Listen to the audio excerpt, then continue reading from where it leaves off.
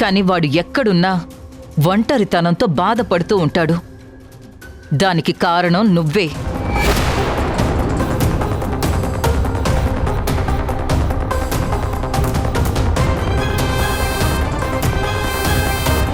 నువ్వేమన్నా సరే తిరిగి పన్నెత్తి మాట కూడా అనని నా కొడుకు ఆ మెతక వైఖరి నీకు చులకనగా ఉండొచ్చు. అక్కడ సంధ్య అసలు నువ్వు ఎన్ని మాటలన్నా సరే నిన్ను ఒక్క మాట కూడా అనదు.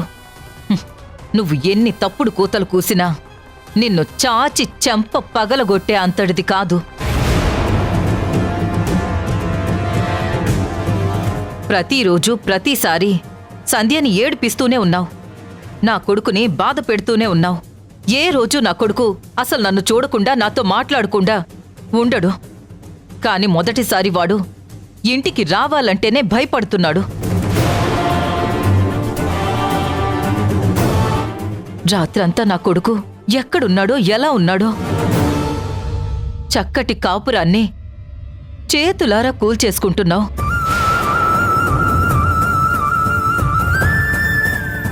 ఏం సాధిస్తున్నావు వింధ్య? స్నేహితురాలి కన్నీళ్ళ?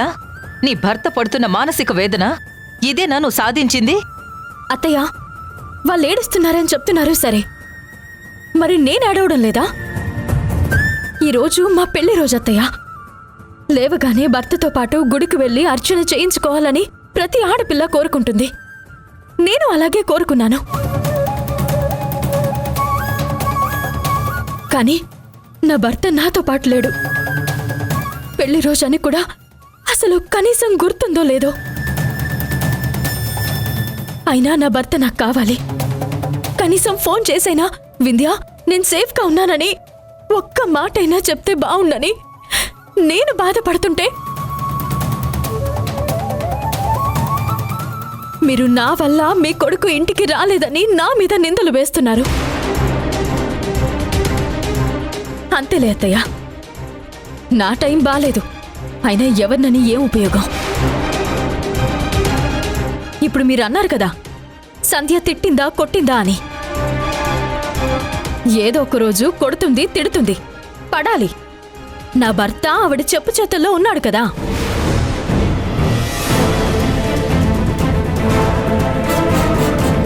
అయినా నా భర్త నాకు కావాలి. నిజంగా నా భర్త మారి నాతో సఖ్యతగా ఉంటే అసలు ఆ సంధ్య చేతిలో ఎన్ని దెబ్బలు తినడానికైనా నేను సిద్ధం.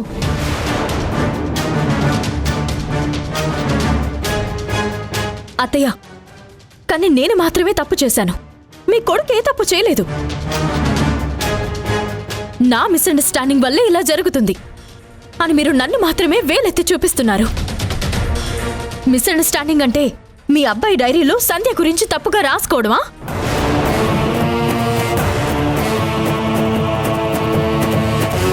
మిస్అండర్స్టాండింగ్ అంటే మీ అబ్బాయి ఫ్రెండ్కి డబ్బులు తీసుకెళ్తున్నానని చెప్పి సంధ్యని రెస్టారెంట్కి తీసుకెళ్లడమా?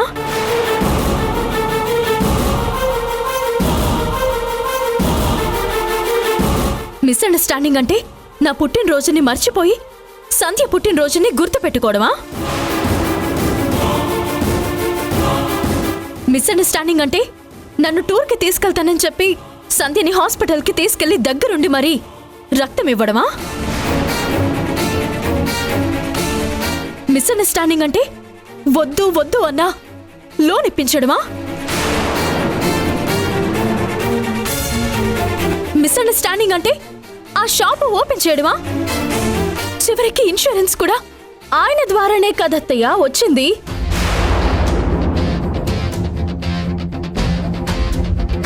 ఇదేంటి అంటే అసలు నాకేం తెలీదు, అమ్మ చేయమంది అంటాడు. అసలు నేను చెప్పిన ఇంత పెద్ద లిస్ట్లో ఆయన సంధ్య కోసం చేసిన సాక్రిఫైజులు ఉన్నాయి, సంధ్యకిచ్చిన గిఫ్ట్లు ఉన్నాయి. మరి నాకే ఉన్నాయి? అసలు నా కోసం మీ కొడుకు ఏం చేశాడు? అసలు నా గురించి మీ కొడుకు ఏం ఆలోచించాడు? అత్తయ్య, ఈరోజు మా పెళ్లి రోజు కదా, కనీసం నాతో పాటు ఒక 1 అవర్ గుడికొచ్చుంటే నేనెంత ఆనందపడేదాన్ని. అయినా మీరు నన్నే అంటున్నారు, నన్నే విలన్ అంటున్నారు. అవునత్తయ్య, నేను విలన్నే. నా నుండి నా భర్త దూరం అయిపోతున్నందుకు నేను విలన్నే. కనీసం పెళ్లి రోజైనా నా భర్త ఆశీర్వాదం కూడా తీసుకోలేని దౌర్భాగ్యవంతురాలైనా నేను విలన్నే. మీరు బాధపడకండి అత్తయ్య. ఆయన ఎక్కడికి వెళ్ళుంటాడో, ఎవరి దగ్గరికి వెళ్ళుంటాడో నాకు తెలుసు. నేను వెళ్ళి ఆయన్ని తీసుకొస్తాను.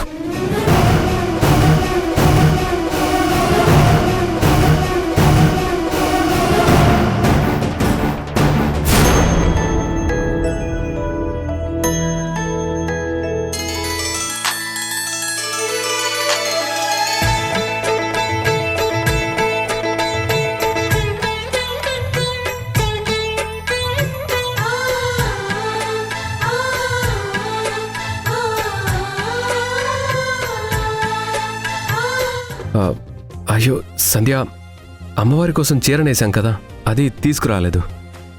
నేనే మర్చిపోయాను. వెళ్ళి తీసుకొస్తాను. ఒక్క నిమిషం అండి. మీరెందుకు? నేను వెళ్ళి తీసుకొస్తాను. అది కాదు సంధ్య. పర్లేదు, నేను ఆటోలో వెళ్ళి తీసుకొచ్చేస్తాను. పక్కనే కదా, 10 నిమిషాల్లో వచ్చేస్తాను.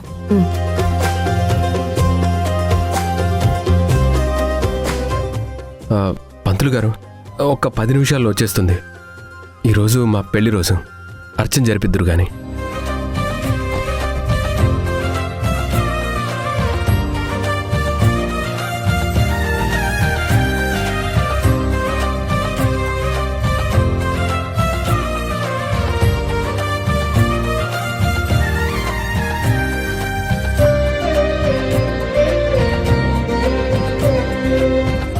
ఆటో!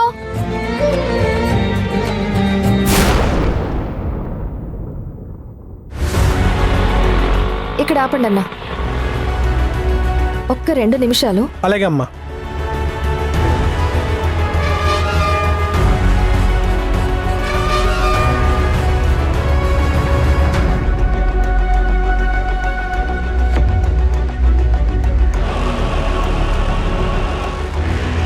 అదేంటమ్మా సంధ్య, గుడికని వెళ్ళి నువ్వు ఒక్కదానివే వచ్చా? అమ్మవారి కోసం నేసిన చీర మర్చిపోయి వచ్చారు ఆయన. అయ్యో, వీడి మధ్య అన్నీ మర్చిపోతున్నాడు. పర్వాలేదు అత్తయ్య, నేను తీసుకెళ్తున్నాను కదా, వెళ్ళొస్తాను. పూజ చేయించుకుని త్వరగా రండమ్మా. అలాగే అత్తయ్య.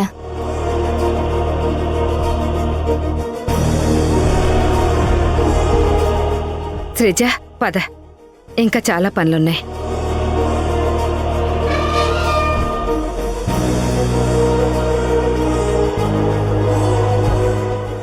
పోనివ్వండి.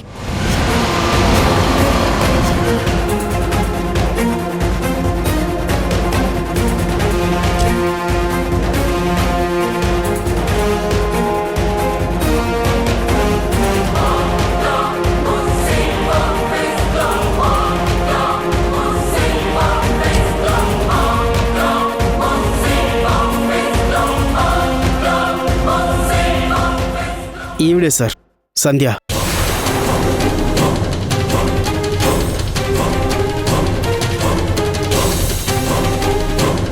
ఏంటమ్మా సంధ్య, మీకు లోన్ ఇచ్చింది మీరు బాగుండడం కోసమా, లేక ఇలా బ్యాంకు వాళ్ళని చీటింగ్ చేయడం కోసం అనుకున్నావా?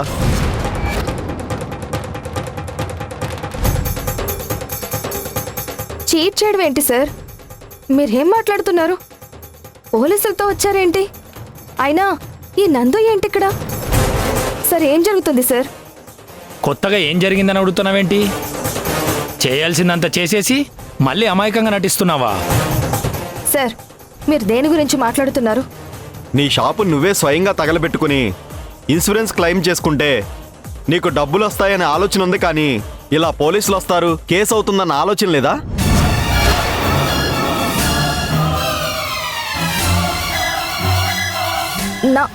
నా షాపు నేను తగలబెట్టుకోవడం ఏంటి సార్? నందు, ఏం జరిగిందో నువ్వే చెప్పు. అవును సార్, షాప్లో ఉన్న శారీస్ అన్నీ బయటకి పంపించేసి ఖాళీగా ఉన్న షాప్ని మిమ్మల్ని నమ్మించడం కోసం పెట్రోల్ పోసి నా చేతే తగలబెట్టించింది సార్.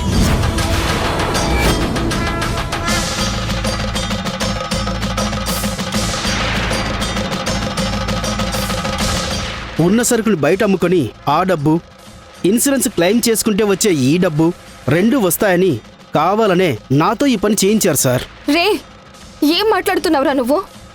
ఎందుకలా అబద్ధం చెప్తావు? సార్, వాడు చెప్పేవన్నీ అబద్ధాలే సార్. వాడు అసలు మంచోడే కాదు సార్. చూడమ్మా, ఎవరు మంచివాళ్ళో ఎవరు చెడ్డవాళ్ళో అర్థమవుతూనే ఉంది. ఏదైనా ఉంటే చూసుకోవడానికి పోలీసులున్నారు, కోర్టులున్నాయి. మీకు రావాల్సిన ఇన్సూరెన్స్ క్లెయిము హోల్డ్లో పడింది. నువ్వు చేసిన పనికి నీ మీద యాక్షన్ తీసుకుంటారు. ముందు ఈ పేపర్ మీద సంతకం చెయ్యి.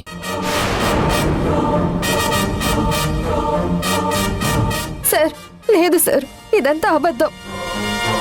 నేను ఏ పేపర్ మీద సంతకం పెట్టను. సంతకం పెట్టకపోతే నీ మీద కేసు కూడా అవుతుంది. ఆ తర్వాత నువ్వే బాధపడతావు. సార్, దీనికోసం నేను ఎంత దూరమైనా వెళ్తాను. అంతేకాని చెయ్యని తప్పుని చేసినట్టుగా నేను ఒప్పుకోను సార్.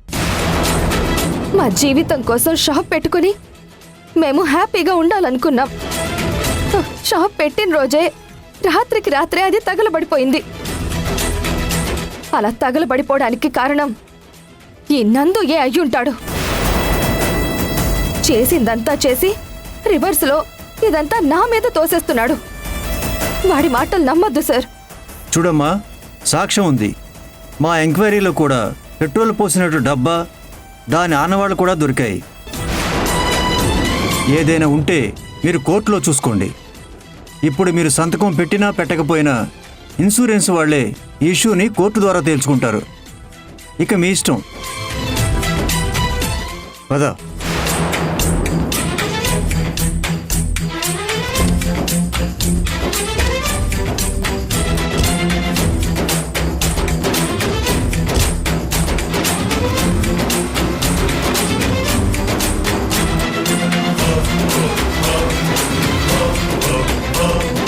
షాప్ తగలబడిపోయిందని బాధపడుతున్న టైంలో ఇన్సూరెన్స్ వస్తుందన్న వార్త తెలిసి ఆనందంగా ఉన్నాం.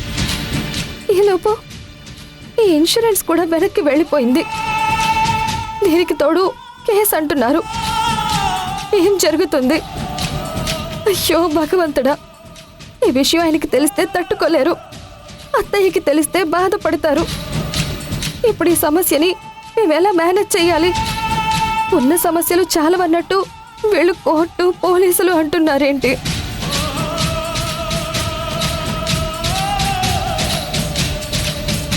అమ్మా, వెళ్దాం అమ్మా.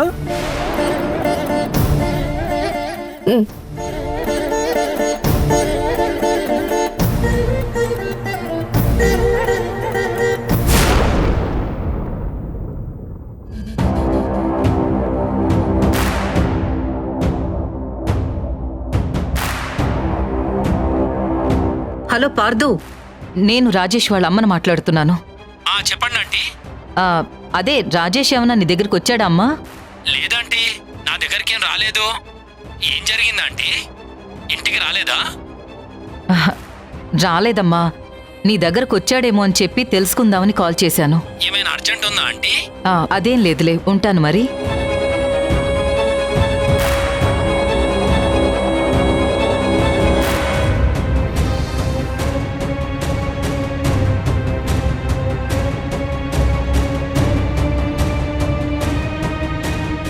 సత్య, నేను రాజేష్ మమ్మీని మాట్లాడుతున్నాను. తను నీ దగ్గరికి ఏమైనా వచ్చాడా? ఫోన్ అయినా చేశాడా? లేదండి. ఏం జరిగింది? ఏం లేదులే, మళ్ళీ కాల్ చేస్తాను.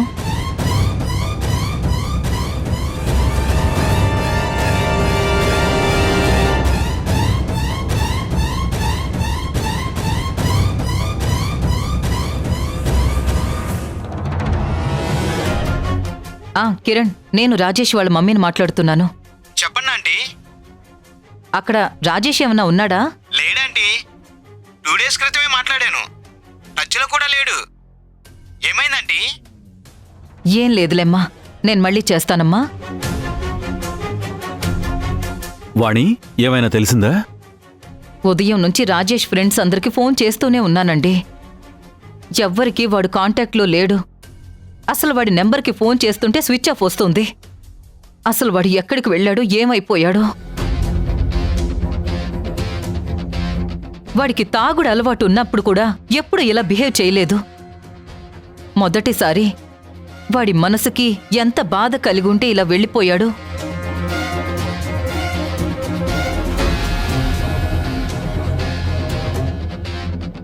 అత్తయ్య, ఒక్కరోజు కొడుకు కనపడకపోతేనే మీరు ఇంతలా కంగారు పడిపోతున్నారే? ఇంట్లో సాడిస్ట్ పెళ్ళా ఉంటే బావ ఇంటికెలా వస్తాడు? ఇల్లంటేనే భయపడిపోతున్నాడు. అసలు బావకి మనశ్శాంతి లేకుండా పోయింది. ఇంత జరుగుతున్న తర్వాత కూడా ఇంకా బావ లైఫ్లో ఏ వింధ్య అవసరమా?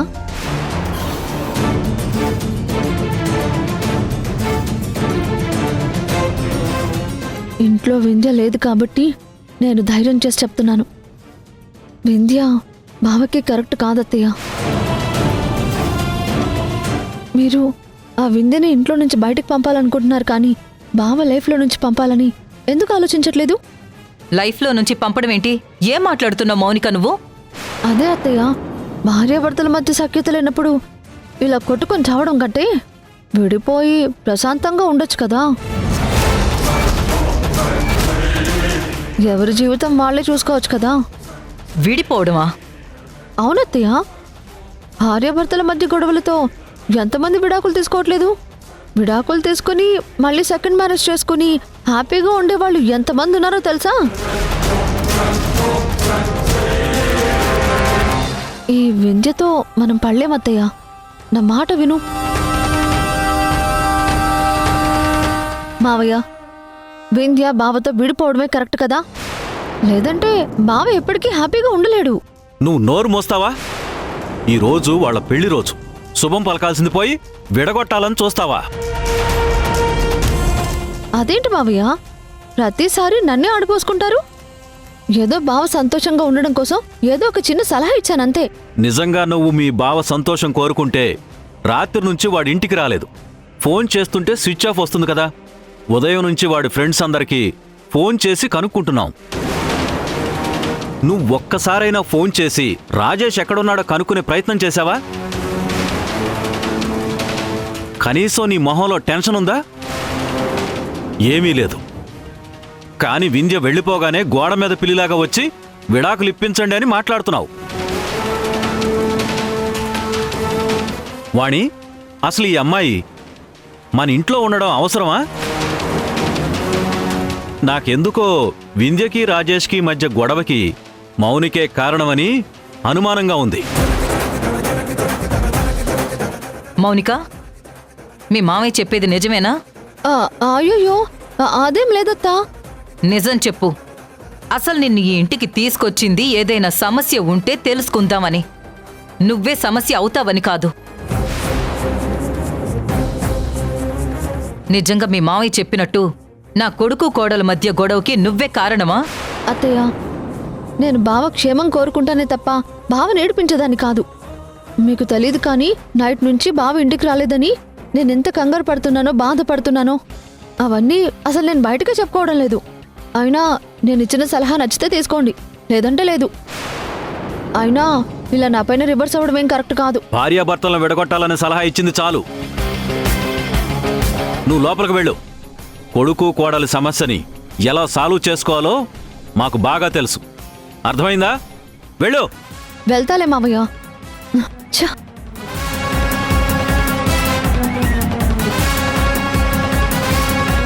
వాణి, వింధ్య మీద మన కోపం తనని మార్చడానికే తప్ప తనని దూరం చేసుకోవడానికి కాదు. ఎప్పటికైనా వింధ్య మన ఇంటి కోడలే. మౌనిక మాటల్ని నువ్వెప్పుడూ మనసులోకి ఎక్కించుకోకు. చచ్చా, అదేదో తెలిసి తెలియక మాట్లాడుతోంది. నేను దాని మాటలను అసలెందుకు సీరియస్గా తీసుకుంటాను?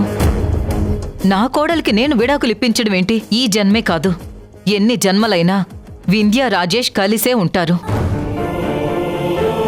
ఈ రోజు వాళ్ళ పెళ్లి రోజు. వింధ్య అన్నట్టు తనకి వాడితో గుడికి వెళ్లాలని, సినిమాకి వెళ్లాలని ఏవేవో చిన్న కోరికలుంటాయి కదా. అయినా అసలు వీడెక్కడికి వెళ్ళినట్టు?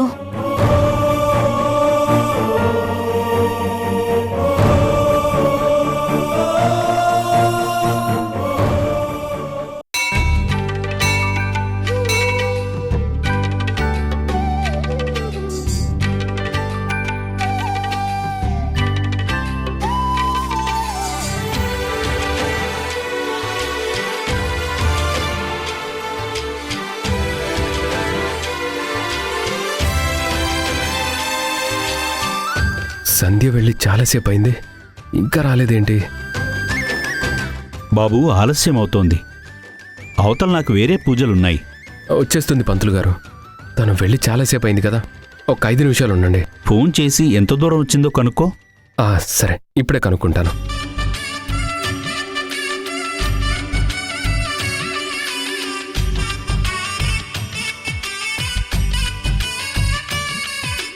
సంధ్య, ఏంటి ఇంత స్లోగా వస్తున్నావు? నీకోసం పంతులు గారు ఎంతసేపటి నుంచి ఎదురు చూస్తున్నారు. త్వరగా రా, ఆలస్యం అవుతుంది. అర్చన జరిపించాలి కదా.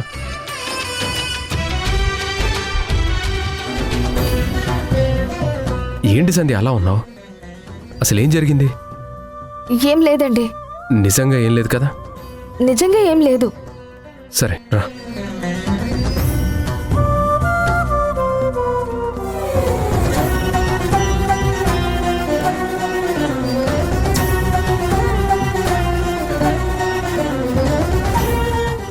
పంతులు గారు, ఈ చీర అమ్మవారికి సమర్పించడానికి మా చేతులతో మేమే నేసాం. మీ గోత్రం, మీ పేరు చెప్పండి.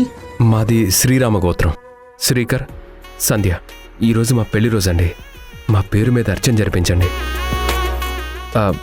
మాతో పాటు మా అమ్మ పార్వతి, మా చెల్లి శ్రీజ, వాళ్ళ పేరు మీద కూడా అర్చన జరిపించండి. శ్రీకర్ నామధేస్య సంధ్యా నామధేస్య శుక్లాంబరధరం విష్ణుం శశివర్ణం చతుర్భుజం ప్రసన్నవదనం ధ్యాయేత్ సర్వ విఘ్నోపశాంతయే.